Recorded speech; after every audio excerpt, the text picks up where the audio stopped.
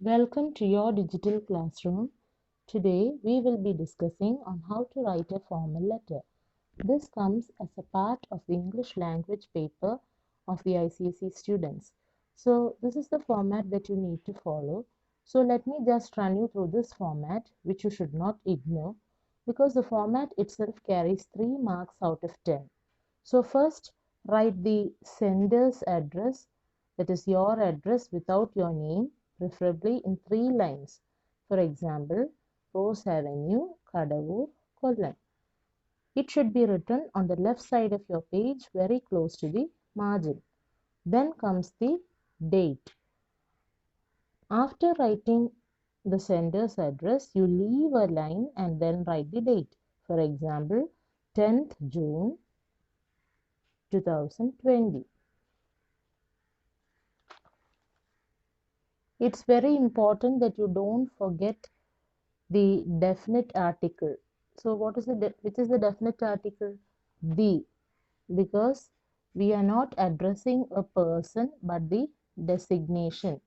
For example, the principal, the commissioner of police, the superintendent of police, the manager, and so on. So here we have the to address, that is the person to whom you send the letter. For example, the commissioner of police, traffic, commissioner's office, Kollam. So please take a note of the capital letters and the punctuation. Next comes the salutation. The salutation can be dear sir or sir if you are writing to an official who is a man. If you know that the official is a lady, you can greet her as madam or dear madam. Next comes the subscription. On the first part of the subscription, you have to write thanking you, followed by a comma. After that, in the next line, yours faithfully. Here we use yours faithfully because the generally accepted form is yours faithfully. Yours faithfully followed by a comma, and in the next line you write your full name which ends in a full stop. Next comes the body of the letter. So this is a test of how well you use language and how well you say what you have to. Now let's go through an example. I am going to read a question to you.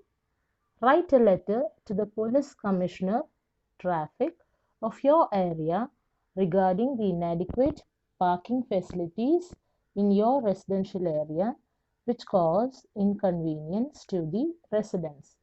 Give your suggestions to solve the problem.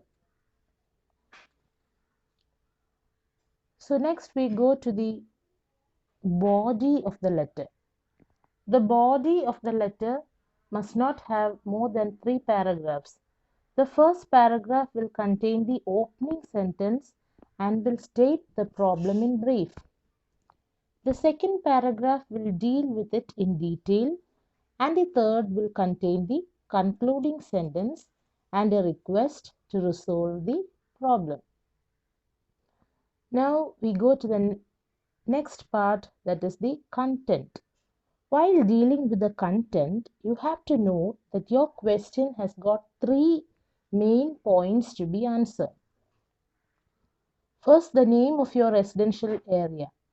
Now, it is Kadavur here in the example that is stated. So, you can mention that you are a resident of, for example, Palace Nagar, Kadavur. That point should be specifically mentioned. Now, the next point to be answered is regarding the inadequate parking facilities in your residential area. So, for this part of the question, at least 2 points have to be written. So, one point can be as follows: although the roads are narrow, most of the people park their vehicles outside their houses in the streets. The next point can be: on the main road, the vehicles are parked in front of shops, which result in chaos on the main road as well as the streets.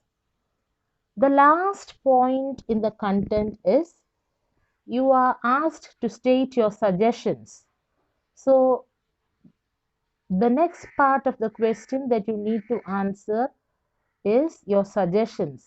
So at least any 2 suggestions should be included. So here are some suggestions. Vehicles should be parked in the open space a few meters away from the market. Next one, traffic should be made one way. That's also an important suggestion. Then the next suggestion, the proposed multi-level parking should be built at the earliest. Now we go to the expression. Formal letters should be brief and to the point. There is no need for great creative or imaginative skill in this type of letters. Let your letter be clear so that the reader knows exactly what you want. Maintain the necessary formal tone. This is not the type of letter to establish an intimate personal relationship. Be polite in your expression. It should always be the sort of letter which you would not be offended on receiving. Politeness earns the sympathy of the reader. Now, the next point, set out your letter correctly. Most of the formal letters are written to someone you are not acquainted with or whom you have not met or contacted before. Therefore, be accurate in your language, expression, spelling, and punctuation. Thus, we have come to the end of the session. Thank you for listening. Have a nice day.